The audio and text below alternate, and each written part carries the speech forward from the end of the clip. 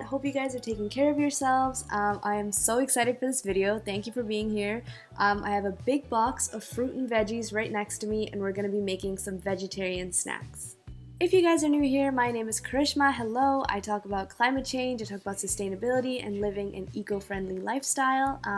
Before we get started, remember to subscribe and follow me on Instagram. My Instagram is @_MakeEarthGreatAgain, where I also post sustainability tips, some of the root causes of climate change, and more eco-friendly living tips, and I'm sure you'll find something on there that you'll like. So it's September, and a lot of us are heading back to school or back to work. For me, I'm very excited. Tomorrow I'm starting my first day on a new job, and I'm super excited, but I'm going to be working from home, which is going to make me very snacky. Which is why today and for the rest of the week, I'm going to be whipping up some vegetarian healthy snacks. I have a whole box of fruits and vegetables here in front of me. Let me show you guys. The first thing I was ever taught about eating healthy was to have a colorful plate, and this assortment definitely checks that box. So this box was sent to me by a company called Food Fund, which was actually started by one of my friends at university who is very passionate about food waste. And I've talked about food waste on my channel before. Food waste, when it goes to landfills, emits methane, which has 4 times the heating power of carbon dioxide. 40% of all the food produced in Canada is wasted. Another fact I learned about global food waste is that an area larger than the size of China produces food that is never eaten and is thrown away. Not only is this a huge waste of food, I mean there's millions of people around the world that aren't lucky enough to have food security and to know that they're gonna have 3 meals a day, but it's also a huge waste of the resources that go into growing it. So it's a waste of water, a waste of land, a waste of labor hours. People work day and night to grow and harvest this food. How Food Fund fights food waste, that was a mouthful. How they fight waste is that they send you ugly produce that would have been rejected by grocery stores. For example, this tomato. This tomato is a little weird. It's huge, for one thing. It's a little weird looking, but it's perfectly fine, healthy, safe to eat. However, it might not look picture perfect on the grocery store shelf, which is why the grocery stores wouldn't accept it and it would end up being garbage. What Food Fund does is it collects all these imperfect fruits and vegetables, boxes them up, and delivers them to your front door. So today's Monday, I'm gonna get some snacks ready for the week and make more snacks as the week goes on, using all the fruits and vegetables in this box to show you guys how to get some yummy, healthy snacks and reduce food waste at the same time. If you're interested in getting this box of imperfect produce from Food Fund, then I'll have a link in my description to help you get started. You can also use my code MEGA, M-E-G-A, you know it, Make Earth Great Again, to get a little discount at your checkout. Let me quickly run through with you guys what's in this box and what's going to be going into our snacks this week.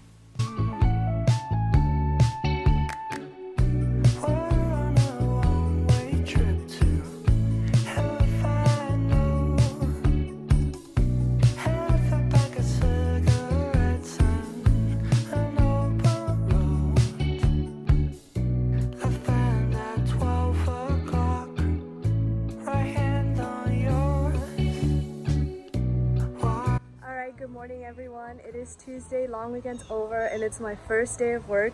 It is 8 a.m. so I have an hour. I'm gonna make some breakfast, and bananas, classic breakfast food, so I think I'm gonna make something super easy. My favorite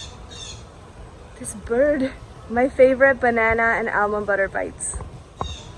So you need a banana, of course, compost the peel, and then slice the banana into slices. Pretty easy. Get your almond butter and just put a dollop of almond butter on each slice, and then get a handful of chocolate chips and put them on each little banana bite, and you're good to go.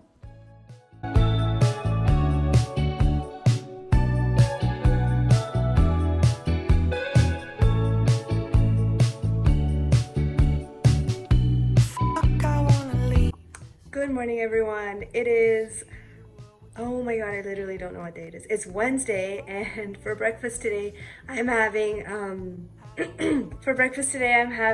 the famous Indian Masala Chai, and this recipe has been in our family for literally generations, and I'm pretty sure like many Indian families know this recipe and know this this tea. Chai is tea. It's basically a stronger version of tea. It has ginger in it from the Food Fun box, which I'll be using, which adds like a really nice little kick to the tea. But yeah, a lot of pressure on me making this legendary recipe, so let's see how it goes. So you're going to get 3/4 of a cup of water and put it to boil. And while it's boiling, you're going to cut a piece of ginger that's about 1/2 inch thick. Now you can mash it or you can grate it, but you want to make sure it's in little pieces so it can really transfer its flavor over into the water.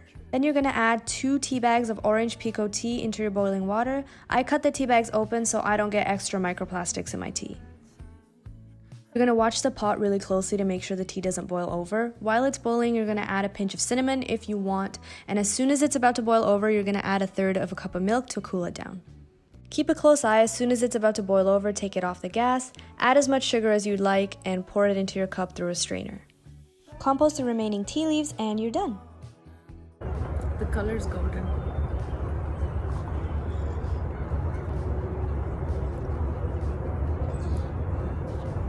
Mommy. It's fantastic. It's as good as mine. So from tomorrow, you're gonna make the tea for all of us. Wah chai boliye. Okay, it's good, but more importantly, my mom thought it was good. So, no, actually though, it's good. You should definitely try it.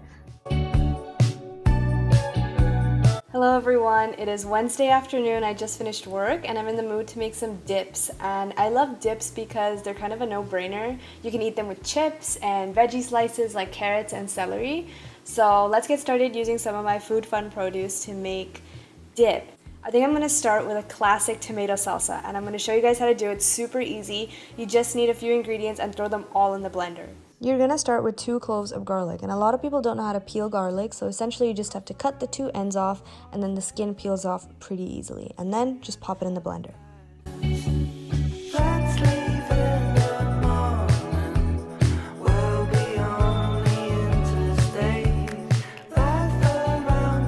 Add 2 green onions roughly chopped into the blender, and then add 1/3 of a red onion roughly chopped again into the blender.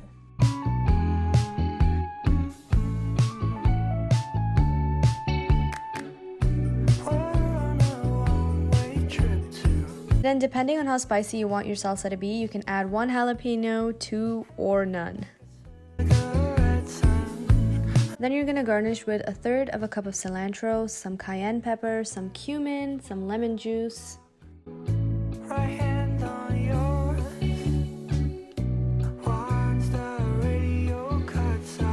And of course the star of the show, the tomatoes. I added 2 of the tomatoes and some cherry tomatoes that I've been meaning to use up. Blend to whatever consistency you'd like. You might want to mix it in between so it's even throughout. I like it to be a little bit runny so that I can use it as a dressing on tacos and fajitas and things like that.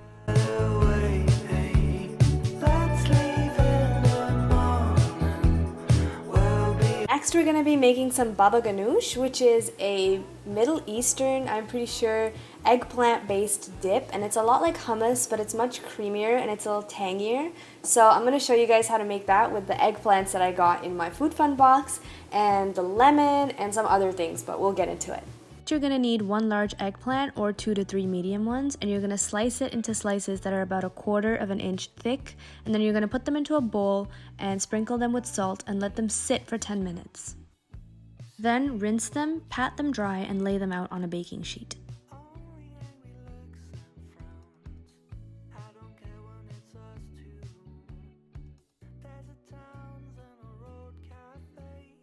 Drizzle them with olive oil and put them in the oven. Make sure your oven is on broil, which means the heat comes from the top.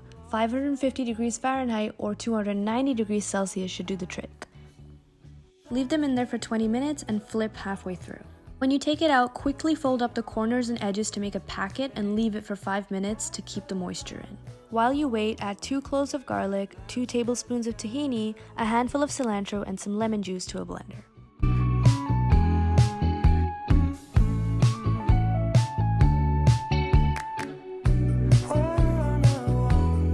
Now open up the eggplant slices and peel off the skin of each one and put the flesh into a blender. Blend until it has a creamy consistency. You might need to add some water to help it get there.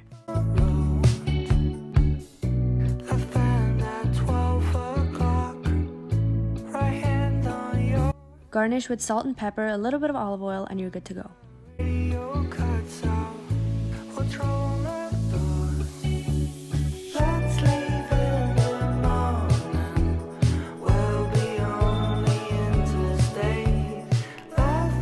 Okay, so quick tutorial on how to cut a watermelon. I haven't done it before, I just learned. Cut along the lines with your knife at an angle so you cut out a slice. And then cube that slice into enough to fill 2 cups. Then add it to the blender and then add 1 cup of coconut water. If you don't have coconut water, you can make some like I did by mixing a spoon of coconut cream with water.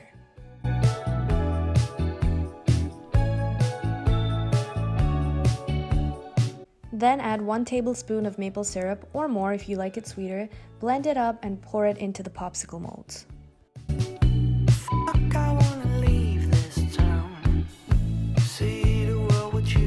Freeze overnight and enjoy the next day. Good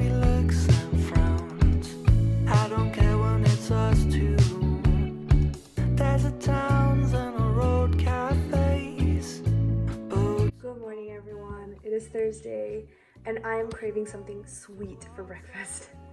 Okay, this one's a no-brainer. You slice up a peach, you add a few dollops of yogurt, you add some shredded coconut, you add some cinnamon, a drizzle of honey, and you're literally good to go.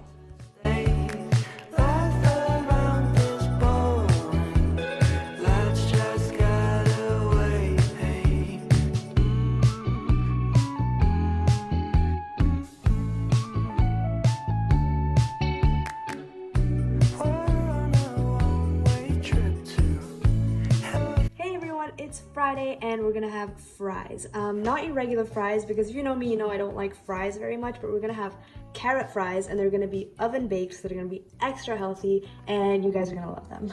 So you're gonna get 8 carrots and you're gonna peel them and you're gonna compost the peels. And then you're gonna cut the tops and the bottoms off the carrots. Then you're gonna slice them once horizontally and then once vertically so that they're in quarters. And then you're gonna do that to all of them. Then cut each quarter into about 3 or 4 thin slices and add them all to a bowl. Then you're gonna garnish with olive oil and whatever spices you like. So I used onion powder, paprika, and some oregano.